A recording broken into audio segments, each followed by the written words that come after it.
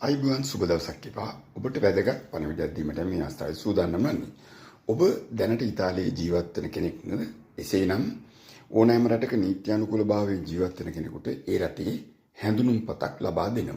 එහෙම නැත්නම් identity card එකක් නිකුත් කරනවා. ඉතින් ඉතාලියේ ජීවත් වෙන ඔබ සතුව ඇත්තේ තවමත් පහතින් දක්වන ආකාරයේ දුඹුරු පාට කොලයකින් නිකුත් කරන ලද හැඳුනුම්පතක් නම් වහාම එය මාරු කර ගැනීමට කාලය පැමිණි වෙනවා. එහෙම නැත්නම් 2026 ජූනි මාස 3 වෙනිදාට පෙර එම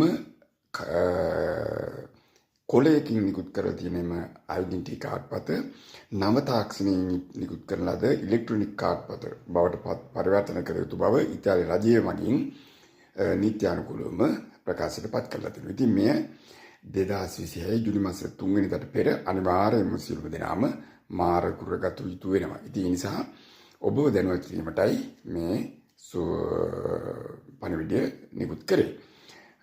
ඉතින් ඔබ කම්පානියා ඉතාලියේ කම්පානියාව එහෙම නැත්නම් නාපෝලි නගරේ ජීවත් වෙන අයෙක් නම් මෙම නව හැඳුනුම්පත ලබා ගැනීම සඳහා අවශ්‍ය ලියකියවිලි සියල්ලම නොමිලේම සකස් කර දී ඔබගේ කටයුතු සාර්ථක කර ගැනීමට මඟ පෙන්වන ආයතනයකුත් දැන් තියෙනවා. ඒ කියන්නේ පියාස දාන්තේ අවට තිබෙන SOBG ආයතන පිට ඇති වෙනසකට විදේශිකයෝ සංවිධානය. මේ සංවිධානය මගින් මෙම කටයුත්තත් ඔබට කිසිම බාධකකින් තොරව කර ගැනීමට සඳහා අවශ්‍ය ලියකියවිලි සකස් කර දී කොන්තපෙන්තු ලබා දී කටයුතු සිදු කරනවා. ඉතින් ඒ වගේම එම ආයතනය මගින් තවත් විශාල සේවා රැසක් නොමිලේම ඔබට සිදු කරනවා. ඉතින් ඔබ තීරණය කරගත යුතු ඔබ යන්න ඕන කොහටද කියලා.